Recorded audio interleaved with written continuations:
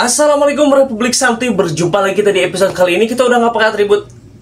Jadi kita akan ngomongin hal-hal yang umum-umum ya teman-teman, gak terkait satu aplikasi aja gitu ya.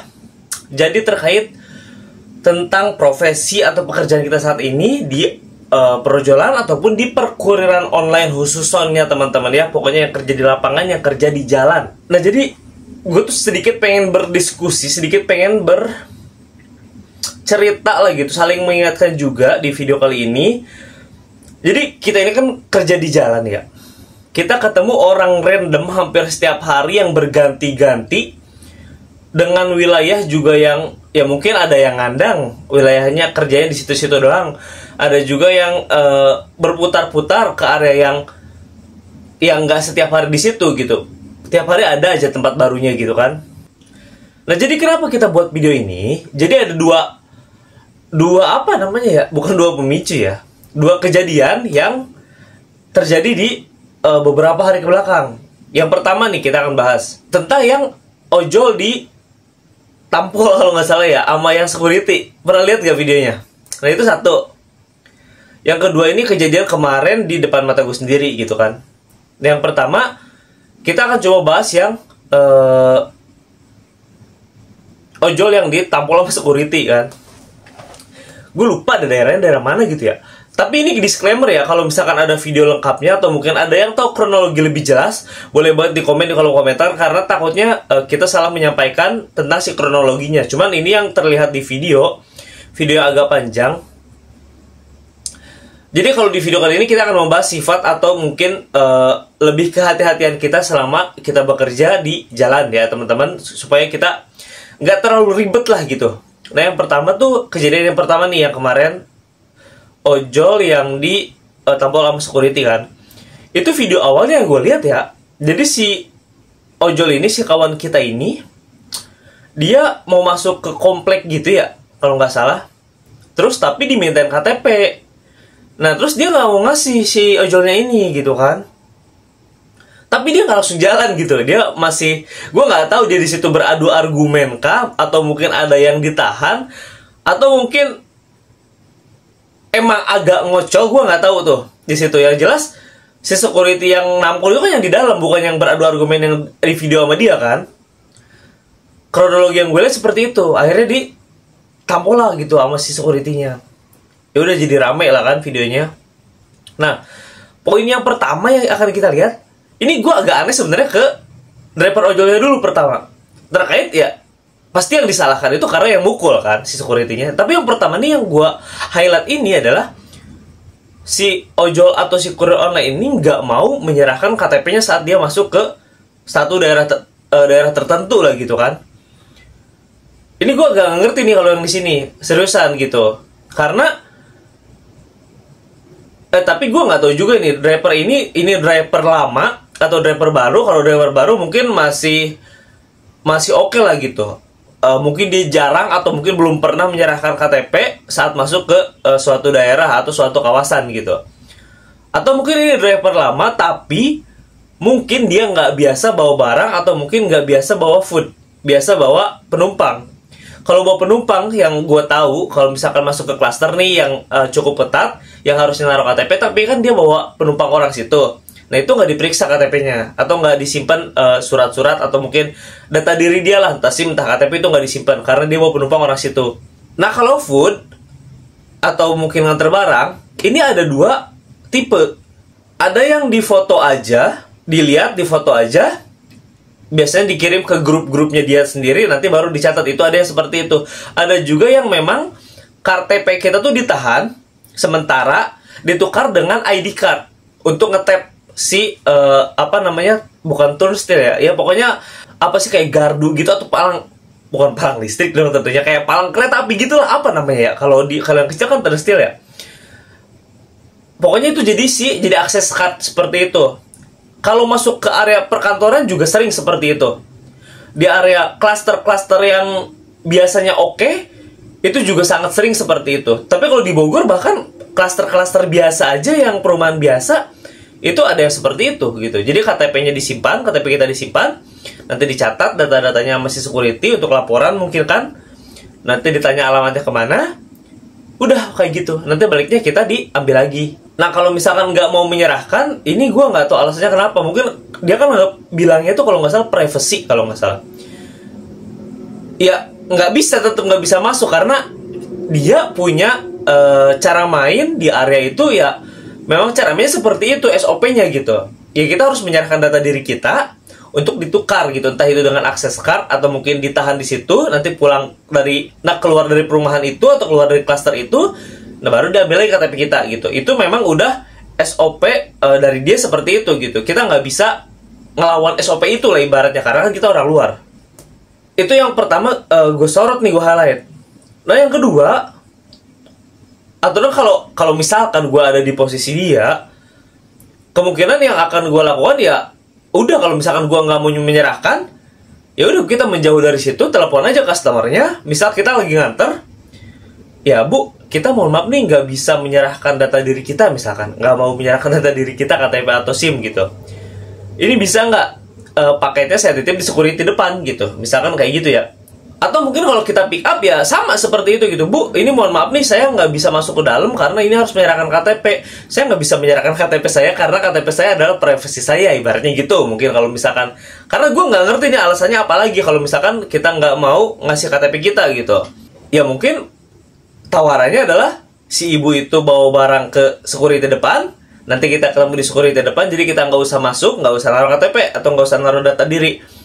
Yang kedua ya, kalau gue udah nggak mau ribet sistemnya gitu, ya kita cancel aja gitu. Kalau misalkan kita memang nggak mau ribet, nggak mau naruh KTP ke dalam gitu, kita udah nggak mau pusing kalau kita seperti itu cara mainnya gitu ya. Nah karena kan yang kita tahu ya, setiap area itu cara mainnya kadang-kadang beda-beda gitu. Yang tadi kita jelaskan, ada yang di foto doang, ada yang cuma lihat aplikasi doang, bahkan ada yang cuek, bahkan security-nya pun ada gitu. Ada juga yang memang seperti itu, tahan KTP ditukar dengan ID card juga ada gitu. Kalau kita sih seperti itu. Nah ini gue nggak tahu motifnya kayak gimana awalnya, tapi yang gue highlight kalau misalkan ada kejadian seperti itu ya, yang gue lakukan paling kayak gitu gitu. Nah itu satu. Ini boleh banget di komen di bawah, karena kalau kayak gini kejadiannya sering dah setahu gue. Kalau misalkan kita main barang atau food ya, karena kan banyak nganter ke klaster-klaster, banyak nganter ke perumahan, banyak nganter ke area perkantoran bahkan gitu kan. Ini banyak banget yang disimpan KTP tuh banyak gitu. Nah terus gue lihat komen-komentarnya seperti biasa, pasti ada yang pro, ada yang kontra gitu kan. Ada juga yang bilang, lah terus kalau misalkan emang SOP seperti itu, kenapa yang kurir-kurir paket biasa itu nggak ditahan bang KTP-nya, katanya gitu. Ya beda bang gitu. Itu ini sepengalaman gue kerja jadi kurir ya. Kurir ekspedisi itu dia punya area gitu. Nggak mungkin hari ini area A, besok area B, besoknya area C, itu nggak mungkin seperti itu gitu. Kita megang satu area nih, kecuali kalau misalkan teman kita sakit, nggak ada yang masuk gitu kan. Jadi kita udah megang area situ. Bahkan kita nganter ke dalam pun kan nggak cuma satu alamat biasanya. Itu ada beberapa, misal ada blok A, blok B, blok C, nomor A aja itu ada beberapa rumah, biasanya kayak gitu. Kalau dia pakai ekspedisi gitu kan. Jadi pengiriman banyak, dan bahkan kita udah security aja pasti karena seringnya dia lewat ke situ, namanya udah tahu dan datanya juga pasti udah ada di situ. Kalau memang mencantumkan KTP, karena dia awal masuk nggak dikenali kan, KTP-nya, data-data KTP pasti udah ada di situ gitu. Dan dia kan gampang nge-trackingnya karena dia bolak-balik setiap hari ke situ gitu, ibarat kata ya. Nah kalau kita driver ojol atau perkuriran online ini, kita nggak setiap hari ke situ. Dengan security-nya pun kita belum tentu kenal. Mungkin kalau akamsi situ banyak, di sini juga banyak di Bogor yang harusnya pakai KTP, tapi karena dia akamsi kenal dengan security-nya, ya dia nggak usah pakai KTP karena dia tahu orang ini siapa, bahkan dia tahu rumahnya di mana gitu kan, atau mungkin data-datanya dia juga udah punya. Itu sering seperti itu gitu. Makanya ya wajar gitu kalau misalkan ojol atau kurir online pasti diminta data KTP, sedangkan si kurir ekspedisi ini nggak diminta KTP. Seperti itu teman-teman yang gue tahu ya. Mungkin di sini mungkin nanti ada perdebatan lagi, nggak masalah. Kita bertukar pikiran di kolom komentar gitu, supaya ya menambah ilmu atau mungkin menambah gagasan atau menambah wawasan lah sedikit gitu ya. Terus yang kedua, KTP itu kan privasi betul. Data diri itu privasi. Di SIM, KTP itu data diri kita, privasi kita masing-masing lah gitu ya. Data-data rahasia kita mungkin ibaratnya gitu.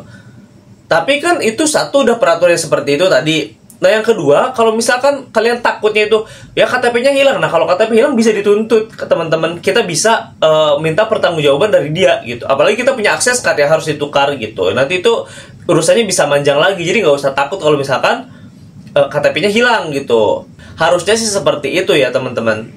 Ini yang satu udah beres nih. Nanti kita berdiskusi di kolom komentar kalau ada tanya jawab seputar yang video ke satu, atau mungkin ada yang tahu kronologi lengkapnya. Kita nggak usah membicarakannya kemarin, mungkin ada kejadian-kejadian seperti ini mirip-mirip gitu. Itu tentang share opini kita terkait kejadian-kejadian yang seperti yang pertama ini kejadiannya gitu ya. Tentang si KTP, tentang akses card, kayak gitu-gitu ke suatu daerah. Nah yang kedua, ini kejadiannya di depan mata gue, di Jalan Raya Pajajaran di Bogor, kebetulan. Jadi, Jalan Raya Pajajaran itu kan seperti ini misalkan. Ini ada dua jalur kan? Ada dua jalur nih. Dua jalur gini. Jadi kalau mau putar balik ya harus ada putar balik, nggak bisa langsung nyebrang gitu ibaratnya. Nah, kejadiannya mungkin kalau orang-orang yang on di Bogor tahu depan Balai Binarum itu ada satu akses, jadi putarannya khusus untuk balik ke kanan, balik ke arah Sukabumi gitu, ke arah Sukabumi. Nah, yang dari arah Bogor mau ke arah Sukabumi itu nggak boleh putar balik ke sini. Dulunya boleh setahu gua, tapi sekarang udah nggak boleh karena udah ada penghalangnya, ada pembatas jalan, udah ada marganya juga nggak boleh putar balik gitu kan. Walaupun kadang-kadang kita ngeyel karena itu jalannya kan cukup besar nih, cukup untuk satu mobil dan untuk satu motor. Karena kan tadinya bisa bolak-balik ya kan, jadi satu balik nih ke sini. Kita juga kadang-kadang melanggar bang, pernah gitu. Bukan kita ngomongin video ini ya, lu kayak biasanya ada yang komen gitu, lu kayak orang bener aja bang, kayak nggak pernah melakukan kesalahan. Pernah bang, sering kita ngelakuin kesalahan kayak gitu. Apalagi kalau namanya manusia buru-buru kadang-kadang. Padahal ini muter kesini tuh paling 2 menit gitu. Jadi putarannya khusus tuh ada di sebelah sini gitu. Nah ini karena kita pengen buru-buru kesini muternya kadang-kadang. Cuman kalau kita kadang-kadang kalaupun mau melakukan kesalahan atau mau terobos jalan itu kita lihat-lihat dulu, memperhitungkan dulu, harusnya seperti itu dong.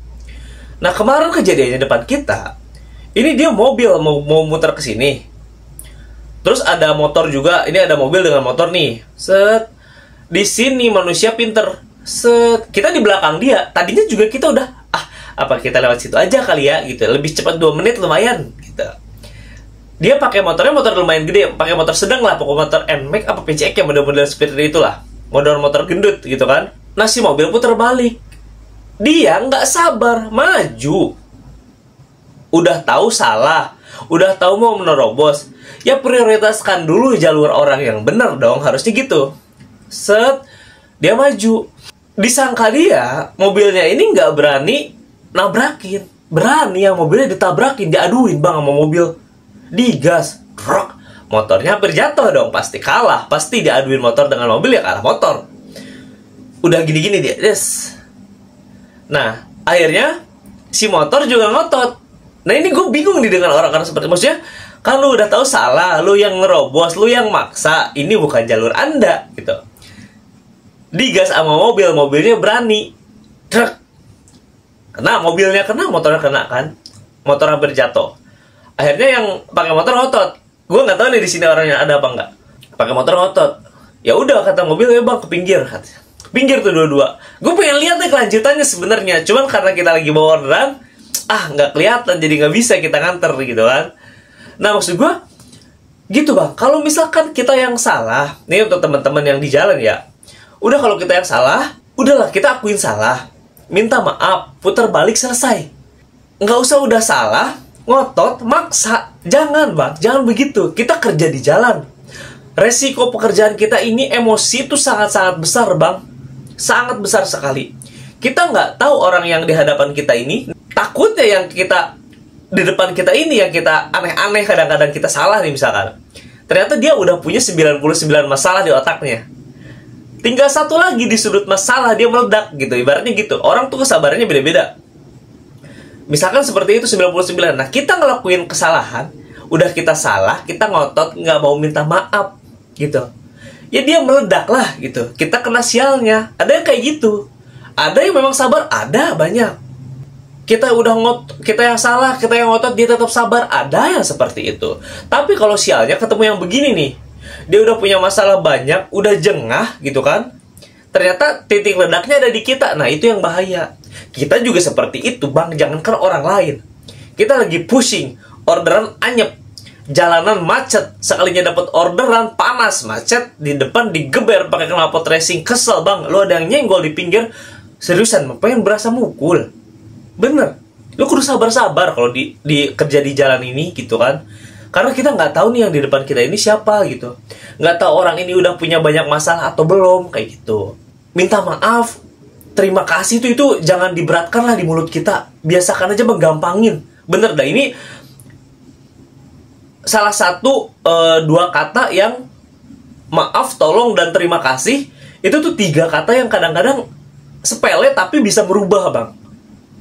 Sering banget gue kejadian kayak gitu, Bang. Ditabrak di jalan Jakarta Bogor, kita lagi santai, bocah masih sekolah kali, kena knalpot, cover knalpot kita patah, tapi dia langsung, Bang, mohon maaf nih, Bang, maaf ya, Bang, salim, dia cium tangan, Bang, ke kita, Bang, maaf ya, Bang, saya lagi buru-buru ini, mah katanya gitu, ini jadi saya nabrak, Bang, maaf banget katanya, cium tangan, salim.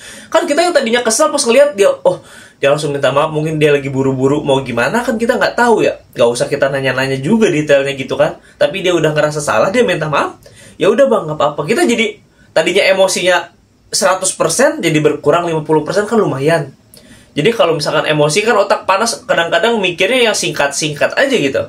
Beda dengan cara otak lagi dingin gitu kan. Nah, makanya kita saling mengingatkan nih di video kali ini tuh, satu, di setiap area tuh kadang-kadang ada SOP yang tertulis, bahkan SOP yang nggak tertulis pun banyak gitu. Itu satu. Yang kedua, ya kita harus bisa saling jaga emosi. Kalau udah salah, jangan digas terus. Udah salah, minta maaf aja, putar balik gitu. Nggak usah udah salah, ngotot, maksa. Ya mau dibawa ke jalur manapun, tetap aja kita yang salah gitu kan. Karena kita yang pemicunya di situ. Begitu. Jadi kalau misalkan di sini kita saling mengingatkan, kalau ada yang mau menambahkan, kalau ada yang mau mengkoreksi, boleh banget di komen di video di bawah gitu kan. Atau mungkin ada yang mau, Bang, di gua kasusnya seperti ini, menurut lu gimana? Itu boleh banget di komen di kolom komentar. Kalau ada salah kata, kalau ada kekurangan, kalau ada yang aneh-aneh, boleh banget di komen di kolom komentar. Kita bertukar pikiran, kita bertukar opini. Oke, itu aja di video kali ini. Kita saling mengingatkan. Karena memang resiko pekerjaan kita ini tingkat emosinya sangat-sangat tinggi sekali, teman-teman. Sampai ketemu di episode selanjutnya. Wassalamualaikum warahmatullahi wabarakatuh.